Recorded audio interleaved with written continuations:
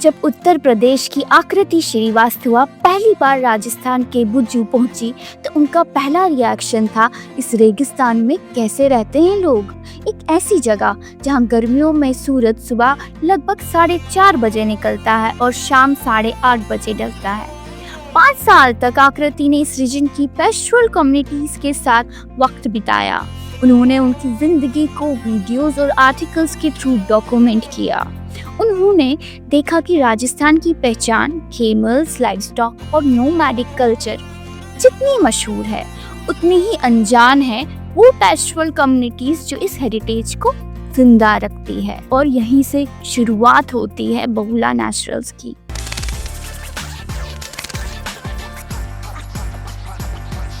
It's her business. Hello and welcome to the short podcast. आप सुन रहे हैं it's a business.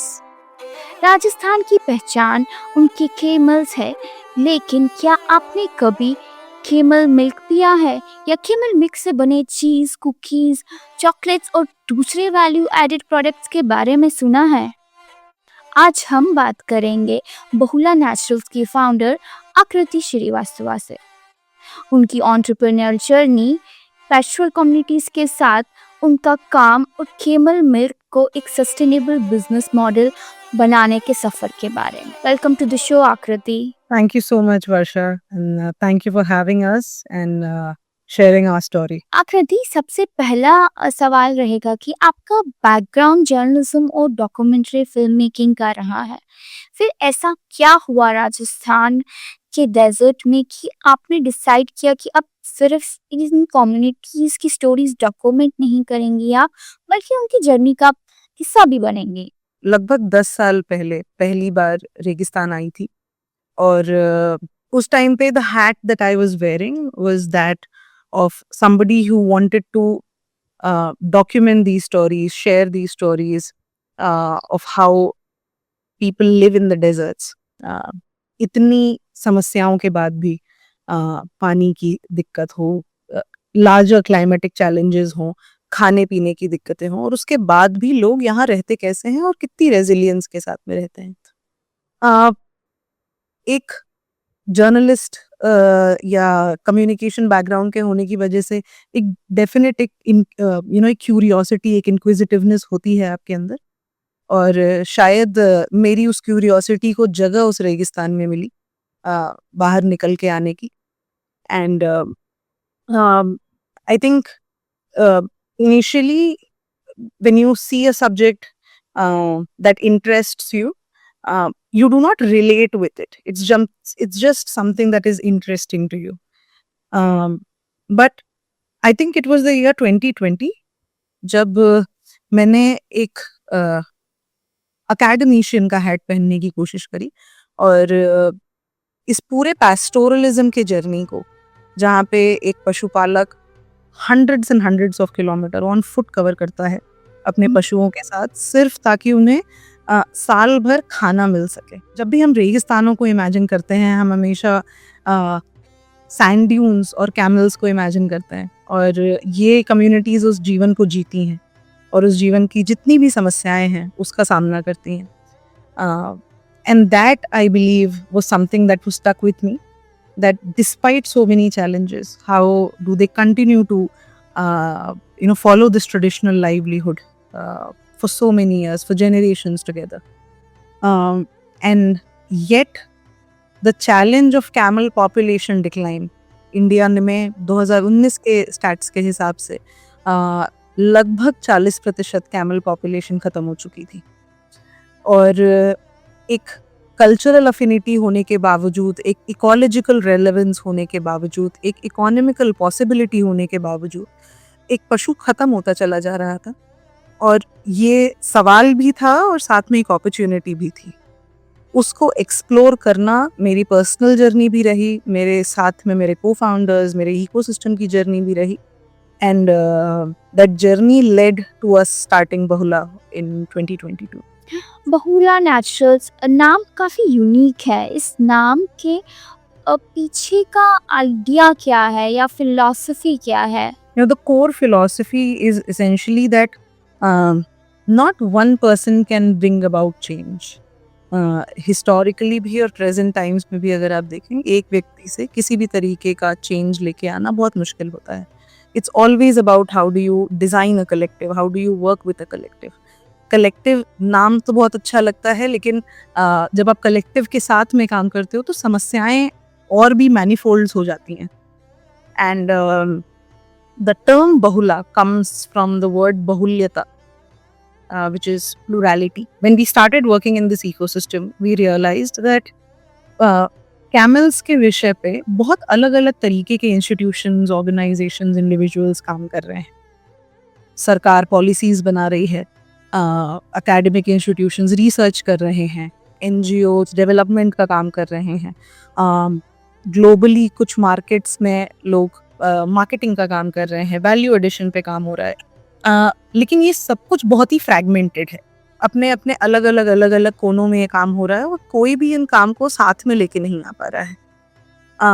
And that problem of working in silos extends just beyond the challenge of camel ecosystem, but to all the other parts of any industry for that matter as well.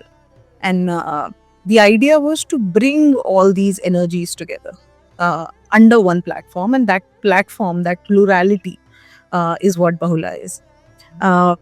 If I may add one more very interesting story to it, is there's also a mythological story.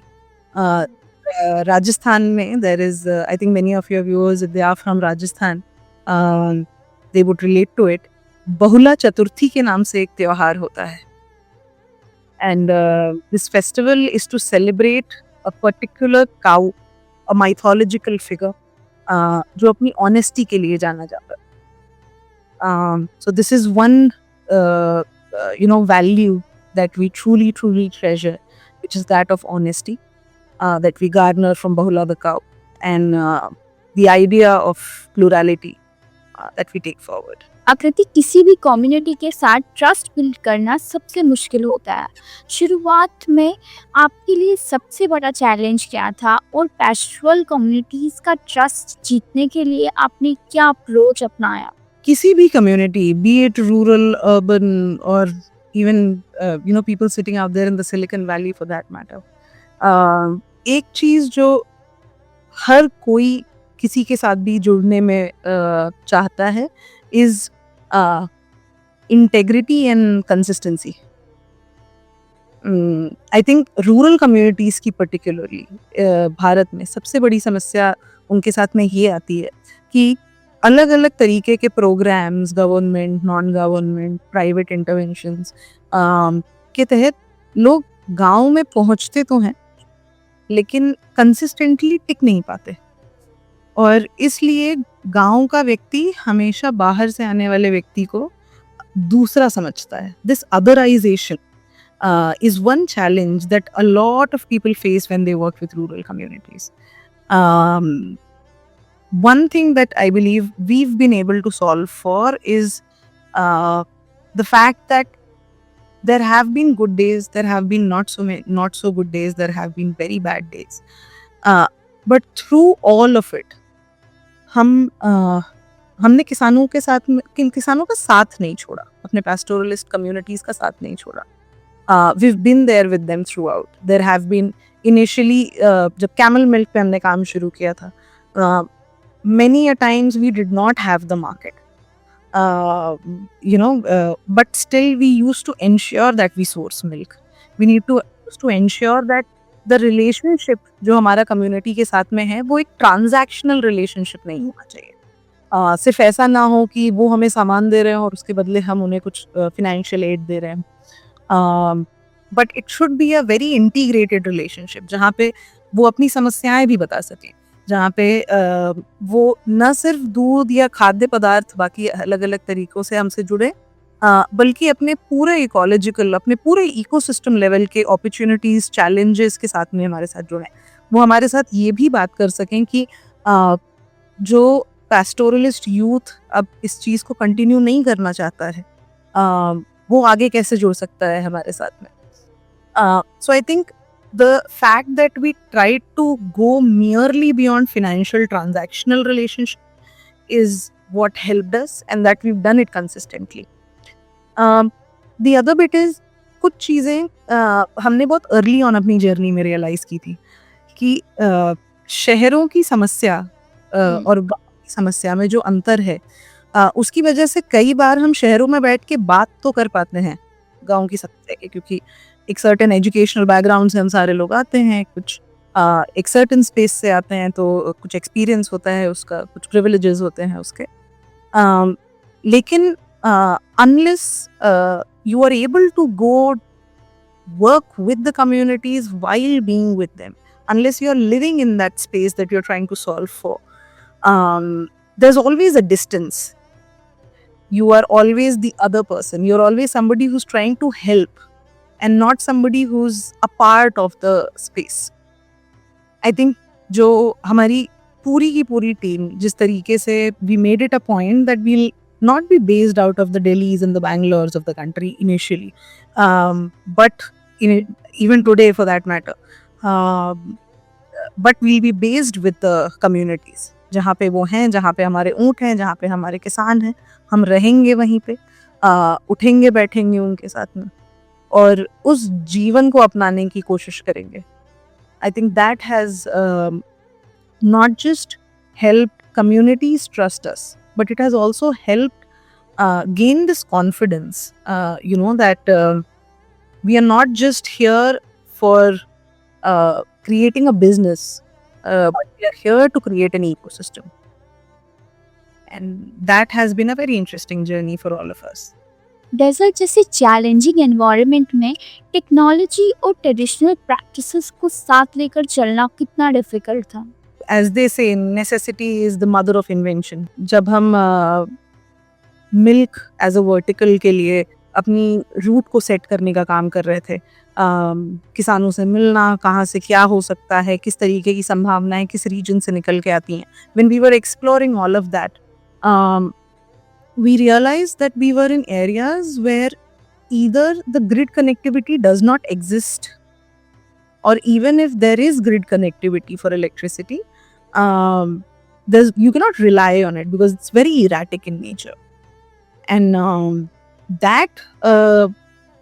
at that moment we knew that we cannot plan a milk value chain without a cold chain, and you cannot rely on cold chain through this grid.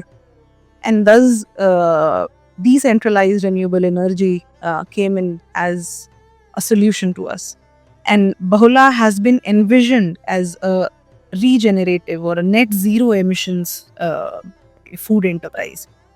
But this journey was not done by us alone. We have our ecosystem partners like Urnul Seemant Samiti, energy and innovation partners like Desert Resource Center, Selco Foundation, who have been with us since day one. There is always going to be a need for a balance between traditional wisdom and contemporary modernization. And especially if you're working in rural India, you cannot just change the scenarios in both the spaces. Initial few years for us was a phase jahan pe we did a lot of experimentation, innovation with new age tech that could use solar to create this cold chain. And it has now very happily, we can share that Bahula, with the help of its ecosystem partners, has been able to create one of the world's most sophisticated procurement networks that runs on decentralized renewable energy. For camel milk, for indigenous cow milk and other products as well. As of today, about 90% of our processing also happens on solar. And we've integrated our machines, we've designed new age machines that suit the nature of milk that camel milk is. And so many people have helped us, get on this road and journey, travel with us on it. And these innovations are something that we today also help other dairies with, working in similar geographies or similar remote bioregions. आकृति, मैंने कहीं पढ़ा था कि बहुला का जो revenue generate होता है उसका सिग्निफिकेंट हिस्सा वापस पेस्टोरल कम्युनिटीज़ के पास जाता है। बिजनेस पॉइंट ऑफ व्यू से देखा जाए तो ये काफ़ी चैलेंजिंग हो सकता है, फिर भी आपने ये मॉडल अपनाया क्यों? वर्षा, क्योंकि बिजनेस में एंड प्योरली अगर मैं बिजनेस पर्सपेक्टिव से भी इस जवाब को देखूं, तो जब तक आपके बिजनेस का हर स्टेक होल्डर एक प्रॉफिट बोलूँ मैं या फिर एक फेयर वैल्यू, प्रॉफिट भी नहीं फेयर वैल्यू नहीं ले पा रहा है उस इकोसिस्टम से, उस बिजनेस से, तब तक वो बहुत ही चैलेंजिंग होगा उस बिजनेस को आगे बढ़ पाना। हमारे केस में हमारे लिए ये और भी कहीं ज़्यादा ज़रूरी था दैट जिन कम्युनिटीज़ के साथ में हम काम कर रहे हैं वो लोग अपनी मेहनत का, अपने इस कंट्रीब्यूशन का जो इतने जनरेशन से उन्होंने इस समाज को, इस रेगिस्तान की ज़मीन को, रेगिस्तान के पानी को दिया है, उसका उन्हें एक फेयर वैल्यू मिले। The other point very importantly in this regard is हमने जब शुरुआत भी करी थी, we were somebody जो हमेशा अपने कंपेटिटर्स, जो हमारे स्पेस में कंपेटिटर्स थे, उनसे एक प्रीमियम वैल्यू ही देता था हमारे किसानों को। उसकी वजह से किसानों में जो एक बदलाव देख पाए हम, वो ये नहीं था कि वो हमसे इसलिए जुड़ना चाहते थे क्योंकि हम बेहतर पैसा दे रहे थे। वो हमसे इसलिए भी जुड़ना चाह रहे थे क्योंकि हम सिर्फ जो एंड प्रोडक्ट है उस पे कभी भी बात नहीं करते थे। हमारा काम हमेशा इनपुट से शुरू होता था। हम ये भी सुनिश्चित करना चाह रहे थे कि हमारा किसान जिस ज़मीन पे अपना फॉडर उगा रहा है या अपना ग्रेन भी उगा, उस ज़मीन का कार्बन कंटेंट किस तरीके का है, उस ज़मीन की क्वालिटी कैसी है, किस तरीके के बीज का वो इस्तेमाल कर रहा है, किस तरीके के फीड का वो इस्तेमाल कर रहा है, क्या बायोगैस जैसी टेक्नोलॉजीज वहाँ पे इस्तेमाल की जा सकती हैं, क्या वो किसान किसी और तरीके की सुविधा का लाभ उठा सकता है।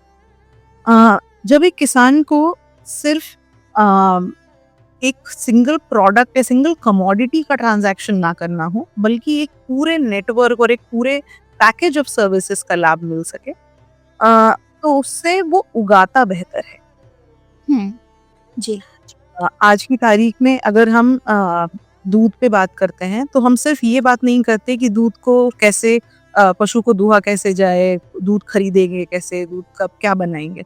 हम ये भी बात करते हैं कि पशु जिस जमीन से खा रहा है उस जमीन की क्या परिस्थिति है और उसको कैसे इम्प्रूव किया जा सके। और ये एफर्ट्स और ये मेहनत किसानों तक पहुंचती है।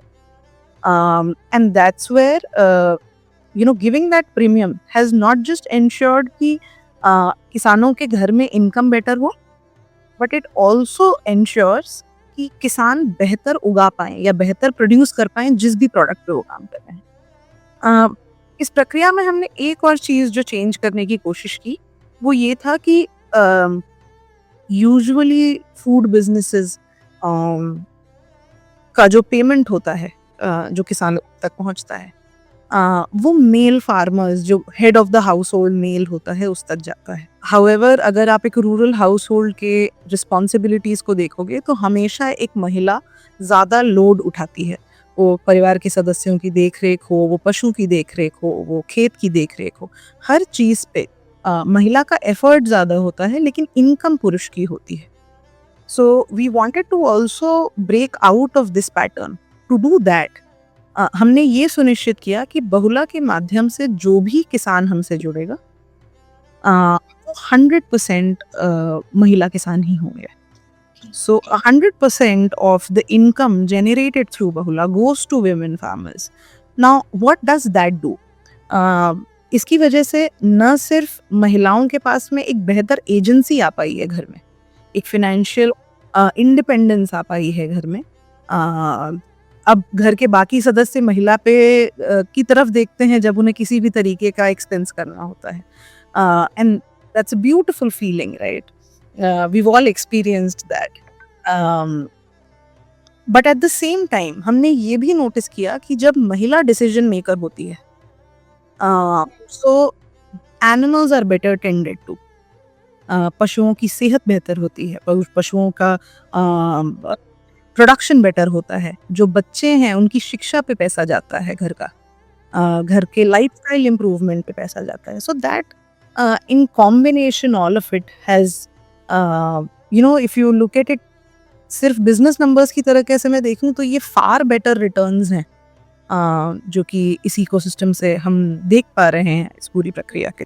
आकृति, जब आपने केमल मिल्क प्रोडक्ट्स मार्केट में लॉन्च किए तो तब लोगों को कन्विंस करना कितना मुश्किल था ना?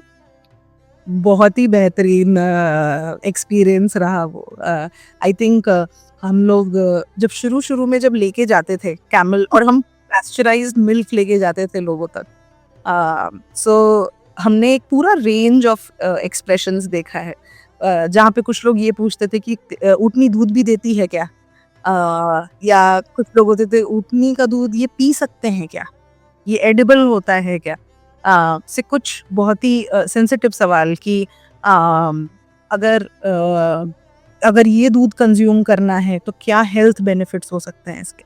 सो you know we seen those range of questions, और ना सिर्फ कस्टमर्स को एजुकेट करने का मौका मिला हमें इन जवाबों को देते देते, एट द सेम टाइम हमें रूरल कम्युनिटीज को भी एजुकेट करने का मौका मिला, जो इतने सालों से कैमल मिल्क को एक मार्केट फोर्स की तरीके से नहीं देख पा रहे थे, क्योंकि उनके मन में भी बहुत सारे सवाल थे और वो भी बहुत अच्छे से नहीं जानते थे कि उस दूध की क्या उपयोगिता है. The fact that camel milk is a super food, अगर आप डायबिटीज के पेशेंट हैं, if you are somebody on the autism spectrum, अगर आपको लैक्टोज इंटॉलरेंस है, दूध से अपच की जिन लोगों को समस्या है, वो लोग भी कैमल मिल्क कंज्यूम कर सकते हैं. And despite all these health benefits, this milk, ये दूध कहीं छुपा हुआ था, लोगों तक नहीं पहुंच पा रहा था.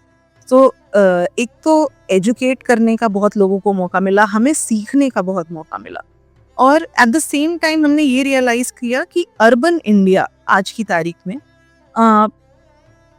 हमेशा कुछ अच्छा खोजता है, कोई ऐसा प्रोडक्ट जिस पे वो ट्रस्ट कर सके, कोई ऐसा प्रोडक्ट जो वो अपनी सेहत को इम्प्रूव करने के लिए खा सके बिना किसी डर के कि इसके साइड इफेक्ट्स क्या होंगे मुझे. And in that constant pursuit, you know, of searching for a better alternative, camel milk became a very welcoming commodity for so many people. इस चीज को समझते हुए कि दूध शायद देश के कोनों कोनों तक हम ना पहुंचा पाए, कोल्ड चेन की समस्या हो सकती है, लेकिन बाकी प्रोडक्ट्स तो पहुंचा ही सकते हैं जी. and it's where we came with a range of value added products. We did something very interesting called artisanal cheeses, जिसमें हम fresh cheeses, aged cheeses like feta, halloumi, Cheshire, इस तरीके के cheeses बनाते हैं, biscuits, chocolates, powders जो कि आप एक supplement की तरीके से रोज सुबह consume कर सको. जैसे आप रोज मेथी का पानी पीते हैं, उसी तरीके से आप 2 स्कूप ये पाउडर पी सकते हो, आप इसको अपने प्रोटीन पाउडर्स में इंक्लूड कर सकते हो, प्रोटीन शेक्स में इंक्लूड कर सकते हैं. So we came up with alternative so that since it's a very novel product, लेकिन फिर भी ये लोगों की डाइट में और डाइटरी प्रेफरेंसेस में बहुत इजीली ब्लेंड इन हो जाए.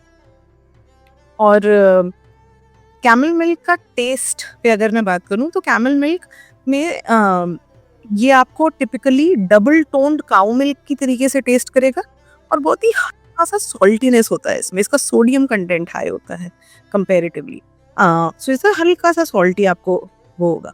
So it's also something that goes very well with चाय या कॉफी. तो जब हमने लोगों को कैमल मिल्क से बनी हुई चाय या कॉफी पिलाई, तो बहुत सारे लोगों के तो रिएक्शंस इस तरीके के होते थे कि हम तो आज तक गलत दूध की चाय पी रहे थे. That's how well it complements that drink. So it's been a very interesting journey, और ये अभी तो शुरुआत है, मैं ये भी बोलूँगी. We have to go so far out there, and हमारे हर्डर्स जो हमारे पशुपालक हैं, उन्होंने भी बहुत सारी चीज़ें कभी सोची नहीं थी कि ये भी कैमल मिल्क से बन सकता है। वो हमारे साथ कई जगहों पे गए, देश में अलग-अलग जगहों उन्होंने ट्रैवल किया, लोगों को कैमल हर्डिंग के बारे में समझाया, हमारे प्रोडक्ट्स के साथ में खड़े रहे और वो लोग खुद इतना खुश हुए और वापस गाँव जाके अपने लोगों को बताया कि ऊँटनी के दूध की पनीर बन जाती है, ऊँटनी के दूध का आइसक्रीम बन जाता है। और शहरों में लोगों को बहुत पसंद आता है। So it's been a very rewarding experience. आखिर आज बहुला का बिजनेस मॉडल कैसे काम करता है? मिल्क कलेक्शन से लेकर प्रोसेसिंग और फाइनल प्रोडक्ट्स तक का पूरा इकोसिस्टम कैसे ऑपरेट करते हैं? उसके बारे में बताइए। अगर मैं आपको एक लाइन में बहुला को परिभाषित करूँ तो बहुला एक गुड फूड कंपनी है जो कि केमिकल फ्री फार्म्स से खाना लेके आती है अब तक। इसके तहत हमने शुरुआत कैमल मिल्क से जब करी, so we realised that there are so many other possibilities खाने को लेके जो कि रेगिस्तानों से निकलते हैं। एंड हमारा पूरा सप्लाई चेन फिर उसी के अराउंड निकला। जब हम किसी परिवार में जाते हैं, एक डेजर्ट हाउस होल्ड को अप्रोच करते हैं, तो सबसे पहले हम उनकी क्या समस्याएं हैं खेती को लेके या पशुपालन को लेके, किस तरीके के टेक्नोलॉजिकल इंटरवेंशंस किए जा सकते हैं, किस तरीके का इनपुट सपोर्ट उन तक पहुंचाया जा सकता है, उनकी सॉइल इम्प्रूवमेंट कैसे की जा सकती है। पिछले लगभग 2 सालों में हमने कुछ 3000 परिवारों में बायोगैस यूनिट्स लगवाए हैं, जो न सिर्फ ये सुनिश्चित करते हैं कि घरों में क्लीन फ्यूल पहुंच सके, गैस पहुंच सके किचन्स में, बल्कि जो स्लरी है, जो इसका बाय प्रोडक्ट है, उसको कैसे खेतों तक ले जाया जा सके, ताकि ये केमिकल फ्री फर्टिलाइजर की तरीके से उसका इस्तेमाल हो। एट द सेम टाइम हम प्रोक्योरमेंट लेवल पे decentralised renewable energy run instant milk chillers लगाते हैं। ये चिलर्स अलग अलग गाँवों में रूट्स पे लोगों के घरों में रखे जाते हैं और आसपास के सभी पशुपालक अपना अपना प्रोड्यूस इस चिलर में लेके आते हैं। ये चिलर पूरी तरीके से सोलर पे चलता है और 0 डिग्री x डिग्री से, मान लीजिए दूध अगर 10 से 12 डिग्री के बीच का है, उसको तुरंत 4 डिग्री तक पहुंचा देता है जैसे ही आप इस चिलर से उस दूध को पास करो। So we deployed these units across villages जहाँ पे किसान आए और अपना दूध जमा करें। यहाँ पे दूध की टेस्टिंग होती है, उसकी क्वालिटी स्टैंडर्डाइजेशन करने के पश्चात ही उसको फिर एक्सेप्ट किया जाता है सिस्टम में, और फिर हमारी गाड़ियाँ जाके उस दूध को उन कलेक्शन सेंटर्स से लेके हमारे प्रोसेसिंग यूनिट्स तक आती हैं। प्रोसेसिंग यूनिट में हम लोग अलग अलग प्रोडक्ट्स में इस्तेमाल करते हैं इस दूध को, और about 95% of Bahula staff is also people from the communities. तो इन्हीं घरों से, इन्हीं परिवारों से और इन्हीं समुदायों से निकले हुए लोग हैं जिन्होंने over the course of the period trainings लेके, प्रैक्टिस करके फूड प्रोसेसिंग सीखी है, और आज की तारीख में ये एक्सपर्ट डेयरी टेक्नोलॉजिस्ट्स की तरीके से एक रेंज ऑफ प्रोडक्ट्स मैन्युफैक्चर करते हैं और फिर हम उसको मार्केट तक लेके जाते हैं।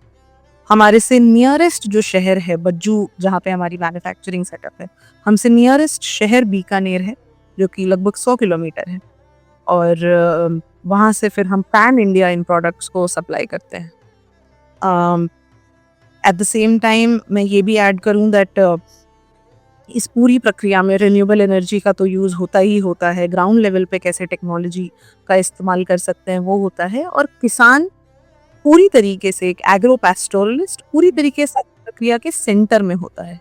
सो हम जो भी डिज़ाइन कर रहे हैं वो उसी के इर्द गिर्द होता है, ये सुनिश्चित करना हमारे लिए बहुत ही ज़रूरी है।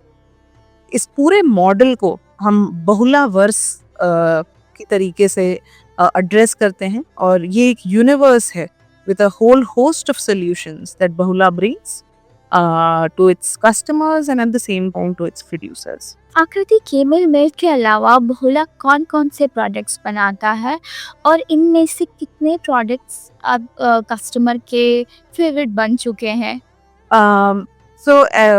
हमने शुरुआत कैमल मिल्क को सोचते हुए करी थी और उसी प्रक्रिया पे आगे बढ़े। बट जब हम उस प्रॉब्लम के डीपर अंडरस्टैंडिंग में गए तो वी रियलाइज्ड कि the challenge with camel milk does not constrict only to that space, लेकिन ये गाय के दूध के साथ में भी यही समस्या है। India primarily cow milk consuming nation है, लेकिन जिस तरीके की मिलावट की खबरें हम आए दिन अपने अखबारों में, टीवी चैनल्स पे, शाम को अपने ड्राइंग रूम्स में जो चर्चाएं करते हैं, वो ये बहुत क्लियर बताता है कि प्रोडक्ट अवेलेबल तो है, लेकिन क्या ट्रस्टवर्दी है। और ये प्रश्न चिन्ह भी हमारे लिए एक बहुत बड़ा कारण था कि हमने cow milk, indigenous cow milk, जिसे हम A2 काउ मिल्क की कैटेगरी में कैटेगराइज करते हैं, हम उस प्रोडक्ट पे काम करते हैं। और उसके बिलोना घी, पनीर, दही, छाछ, उस पूरी रेंज पे भी। साथ में हम एग्रीकल्चरल प्रोड्यूस पे भी काम करते हैं, जिसमें हमने एक स्पेसिफिक गेहूं पे काम किया है जिसका नाम है काला गेहूं, ब्लैक व्हीट। ये एक वेरी लो इन ग्लूटेन और very high in iron content wheat variety है, जो कि डायबिटीज पेशेंट्स हों या जिन महिलाओं को आयरन की ज़्यादा ज़रूरत है, उनके लिए बहुत उपयोगी है। साथ में हम कुछ cold pressed oils, mustard oil, ground nut oil, कुछ स्पाइसेस जैसे कसूरी मेथी, जो नागौर की बहुत फेमस है, तो उस तरीके के प्रोडक्ट्स पे भी काम करते हैं। द आइडिया इज़ कि बहुला एक ऐसा स्टॉक है जहाँ पे प्रोड्यूसर जो भी जिस भी अपने परिवेश में उगा रहा है, अपने बायो रीजन में उगा रहा है, उसको अच्छा उगाए और हम तक पहुंचा सके।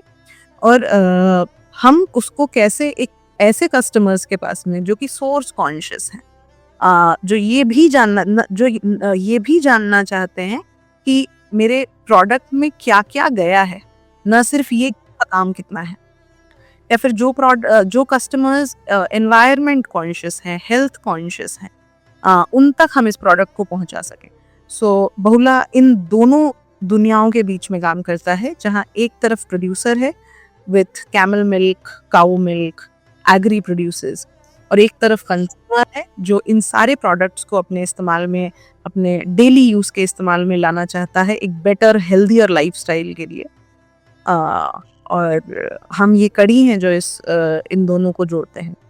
आकृति, सोशल इम्पैक्ट और प्रॉफिटेबल बिजनेस दोनों साथ लेकर चलना आसान नहीं होता है। आपके लिए इस बैलेंस को मेंटेन करना कितना मुश्किल रहा है? हर बिजनेस किसी ना किसी तरीके का इम्पैक्ट क्रिएट करता ही है, और भले वो कॉरपोरेट बिजनेसेस हों, स्मॉल स्केल बिजनेसेस हों, या फिर एक किराने की दुकान भी क्यों ना हो, हर बिजनेस का कोई ना कोई इम्पैक्ट एम्यूलेट होता है। बहुत ज़रूरी है जो ये बिजनेस चला रहे हैं उनको ये समझने का कि उनका इम्पैक्ट किस तरीके का है और किस तरीके से एम्पलीफाई हो सकता है। क्योंकि अगर हम ये इमेजिन करना चाहें कि चूंकि हम बिजनेस चलाते हैं तो हम सिर्फ अपने प्रॉफिट्स के बारे में सोच के ये चला पाएंगे या ये कर पाएंगे, तो ये बहुत ही बड़ी भ्रांति है और बहुत कंफ्यूजिंग बात है ये, और रियलिटी से भी बहुत दूर है। You can run any business unless you are positively impacting something और समवन। हमारे केस में हमारी पूरी शुरुआत, हमारा फाउंडेशन ही ये समुदाय है। हमारी सक्सेस इस चीज पे निर्भर करती है कि ये समुदाय कितना आगे बढ़ पाता है, ऊंट कितनी जल्दी पॉपुलेशन रिवाइव हो पाता है, हमारा जो कंज्यूमर है जिसको हम बहुला बिलीवर बोलते हैं, बहुला बिलीवर्स कितना बेटर कंज्यूम कर पा रहे हैं। और ये बिल्कुल भी पॉसिबल नहीं है इन पैरामीटर्स पे आगे बढ़ना अगर हम ये सुनिश्चित ना करें कि हमारा इम्पैक्ट कम्युनिटी को किस तरीके से जा रहा है, and that is a driving force for us as well. और आखिर में आकृति, अगर कोई यंग एंटरप्रेन्योर किसी रूरल या ट्रेडिशनल कम्युनिटी के साथ काम शुरू करना चाहता है, तो आपका उनके लिए क्या एडवाइस रहेगा? पहले तो सोचो मत, शुरू करो। बहुत बार हम सोच के ही रह जाते हैं और एक्शन में नहीं उतार पाते हैं चीज़ों को। So that would be first. The other is community को प्रोजेक्ट समझना बहुत गलत है। उनको पार्टनर समझना है और तभी आप इनके साथ में बिजनेस पे काम कर सकते हो। रूरल या ट्रेडिशनल कम्युनिटीज के पास में सिर्फ प्रॉब्लम्स नहीं होती हैं, उनके पास में जेनरेशंस की नॉलेज होती है, विजडम होता है और सॉल्यूशंस भी होते हैं। एंड अगर आप उनको एक पार्टनर की तरीके से अपने साथ में लेके जाएंगे तो वो सॉल्यूशंस उनके साथ में मिलकर आगे ले जाना संभव हो पाएगा। एडिशनली पेशेंस बहुत ज़रूरी है। अगर आप कम्युनिटीज़ के साथ में काम कर रहे हो तो आपको ट्रस्ट बनाना पड़ेगा, और ये ट्रस्ट किसी भी तरीके से फाइनेंशियल ट्रांजैक्शन से नहीं बनता है, वो बहुत सालों की कंसिस्टेंसी होती है। और क्विक रिजल्ट्स अगर आपको चाहिए तो मेरा एडवाइस होगा कि फिर आप ये काम ना करें, क्योंकि यहाँ पे बहुत कंसिस्टेंसी की ज़रूरत होती है और एक सर्टेन लेवल ऑफ पेशेंस चाहिए होता है to see success. And one more thing, Varsha, would be that impact and business cannot be separated. क्योंकि अगर कम्युनिटी की इनकम बढ़ेगी, उनकी डिग्निटी, उनका जो नो-हाउ है, उनका जो स्टेटस है गांव में, वो बेहतर होगा और कंज्यूमर्स को तभी अच्छा प्रोडक्ट मिल पाएगा। अगर ये नहीं होता है तो फिर ये मॉडल सस्टेनेबल ही नहीं हो सकता है। और मैं हमेशा ये कहती हूँ कि जब भी आप गांव जाएं, so go to villages with humility and not with superiority. आपको सुनना बहुत ज़रूरत है, समझने की बहुत ज़रूरत है, और उसके बाद ही आप कुछ बदल सकते हो। अगर आप ये कर पाएंगे तो सिर्फ एक कंपनी नहीं, फिर तो आप एक मूवमेंट तैयार कर सकते हैं। And that's how welcoming the villages of India are. Aakriti, अगर किसी को आपके बहुल्ला प्रोडक्ट्स खरीदने हो तो वो कैसे अप्रोच करेंगे? आप ई-कॉमर्स साइट्स पे हैं? दोनों तरीकों से। पहले तो हमारी वेबसाइट है www.bahulanaturals.com, और वहाँ पे आप हमारे सारे प्रोडक्ट्स एक्सेस कर सकते हो। साथ में हमारे सोशल मीडिया हैंडल्स पे आप हमारे साथ में जुड़ सकते हैं, हमसे सवाल पूछ सकते हैं, और न सिर्फ इंडिविजुअल कंज्यूमर्स बल्कि B2B कंज्यूमर्स के लिए भी ये पूरी तरीके से एक ओपन प्लेटफॉर्म है जहाँ पे हम एंगेज करते हैं। So looking forward to more people exploring the work Bahula is doing. Akriti, thank you so much for joining us and sharing your inspiring journey. Thank you so much for having us, Varsha. Platforms like these tell us that there are so many more people who care. वो शायद आज की तारीख में गांव में खुद नहीं बैठे होंगे, लेकिन अपनी कैपेसिटीज़ में इन कहानियों को आगे ले जाकर इस समाज के बारे में, इन समुदायों के बारे में, इनकी समस्याओं और अपॉर्चुनिटीज़ के बारे में लोगों तक पहुंचा पा रहे हैं, और we are very very grateful for that. So thank you. और दोस्तों, अगर आपको ये एपिसोड पसंद आया तो इसे अपने फ्रेंड्स और फैमिली के साथ ज़रूर शेयर करिए। द ईयर शॉट पॉडकास्ट को सब्सक्राइब करना मत भूलिए, क्योंकि हर एक एपिसोड में हम लेके आते हैं एक और इंस्पायरिंग वुमेन एंटरप्रेन्योर की कहानी। मैं हूँ आपकी होस्ट वर्षा कौल। मिलते हैं अगले एपिसोड में। It's her business.